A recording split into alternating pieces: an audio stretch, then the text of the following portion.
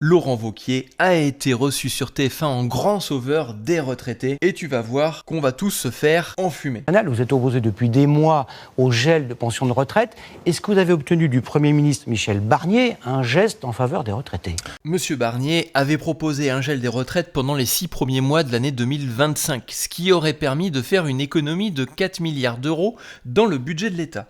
Mais dès le début, on a dit que pour nous, il était inacceptable que les Français, notamment les retraités, soient les boucs émissaires du gaspillage qu'il y a eu. Alors c'est un gaspillage qui a été voulu par les politiques françaises.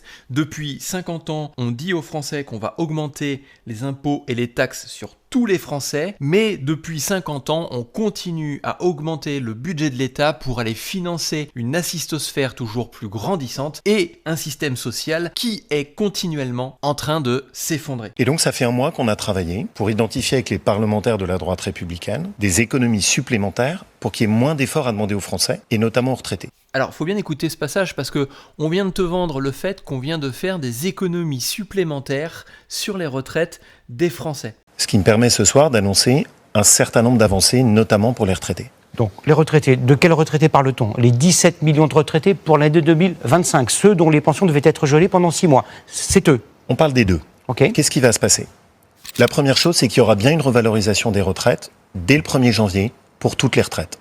Elle sera à peu près de la moitié de l'inflation, mais elle concernera tous les retraités. Donc ça veut dire que initialement on devait économiser de l'argent dès le 1er janvier 2025 et aujourd'hui on te propose de commencer à dépenser de l'argent dès le 1er janvier 2025. À quel moment ceci est une économie ? Deuxième chose ensuite, c'est qu'au 1er juillet, il y aura une deuxième revalorisation, cette fois-ci pour les retraites les plus modestes. On est en train de t'expliquer que tous les Français retraités vont avoir du mercurochrome à partir du 1er janvier 2025, mais qu'à partir du mois de juillet, seulement une seule partie auront le droit à leur petit pansement Mickey sur leur plaie. Et la deuxième partie peut continuer à saigner. Avec un objectif, c'est de les protéger intégralement de l'inflation, une sorte de bouclier anti-inflation, pour qu'il n'y ait pas de perte de pouvoir d'achat. Et là, il vient de te refaire un petit slogan sympathique, le bouquet anti-inflation, avec la perte du pouvoir d'achat, qui est le combo magique, ancré depuis des années, comme la solution miracle dans la tête des Français. Alors en termes de seuil, ça signifie quoi ? On a essayé de prendre un seuil qui soit objectif. Et donc ce qu'on a choisi, c'est le SMIC. Toutes les retraites en dessous du SMIC seront intégralement protégées de perte de pouvoir d'achat. C'est là que c'est intéressant, c'est qu'on est en train de nous dire que toutes les retraites en dessous du SMIC vont être intégralement protégées d'une perte de pouvoir d'achat. Ce qui veut dire par là, c'est que si tu es en dessous du SMIC et que l'État considère que tu n'as pas de perte de pouvoir d'achat,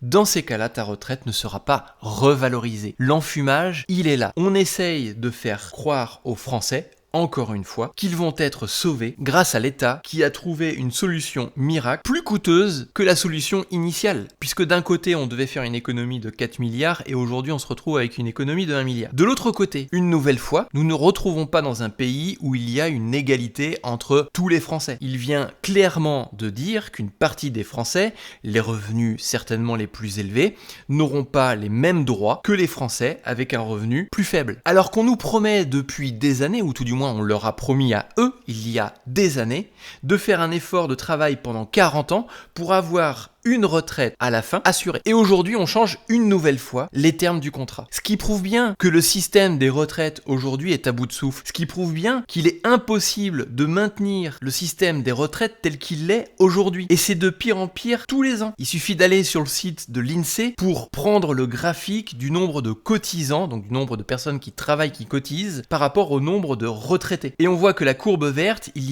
donc c'était en 2004, il y avait 2 cotisants, 2 personnes qui cotisaient pour un retraité. Aujourd'hui, on est à 1,7 et ça continue de descendre tous les ans. Et il faut aussi prendre en compte que tout le système social français est exactement dans le même problème. Parce que là, on parle de cotisants pour des retraités, mais c'est aussi des cotisants pour le RSA, pour le droit au chômage, pour l'assurance maladie, qui est de moins en moins sur le marché du travail. À quel moment on peut continuer à rester droit dans ses bottes, dire aux Français que le système peut continuer à fonctionner comme ça, quand absolument toutes les statistiques disent le contraire. À quel moment on peut dire aux Français qu'au final, on ne va faire une économie que de 1 milliard d'euros, alors que juste un seul président coûte déjà 2 millions d'euros? Si on prend tous les présidents encore vivants aujourd'hui avec leur retraite, plus les 5 premières années de droits que les premiers ministres ont, les 1 milliard sont déjà perdus. Les 1 milliard ne sont pas des économies pour les Français, les 1 milliard sont des économies faites pour gaver une assistosphère qui n'est pas capable de gérer un budget de l'État correctement. La seule solution pour un Français d'avoir une retraite soutenable, c'est de commencer à investir, à capitaliser de son côté dès maintenant. Qu'on ait 25, 30, 40 ans, il n'est pas trop tard pour commencer à se constituer sa propre retraite. Il faut arrêter de croire que l'investissement dans les actions ou encore dans des ETF est quelque chose de mauvais. Une croyance véhiculée à outrance par la gauche que la retraite par capitalisation est mauvaise. C'est la meilleure solution qui existe aujourd'hui pour avoir une retraite fiable dans 40 ans. Et là, je te montre un petit exemple qui est absolument ridicule et c'est volontaire. C'est un compte que j'ai ouvert le 15 décembre 2023 sur lequel je me suis discipliné à ajouter des nouveaux achats une fois par semaine. Et aujourd'hui, je suis même pas un an à anniversaire de ce compte que j'ai déjà réalisé plus de 13%. Il faut donc aller plus loin dans cette réforme sociale qu'il n'est aujourd'hui. Effectivement, ça peut être compliqué pour un salarié qui est payé au SMIC de mettre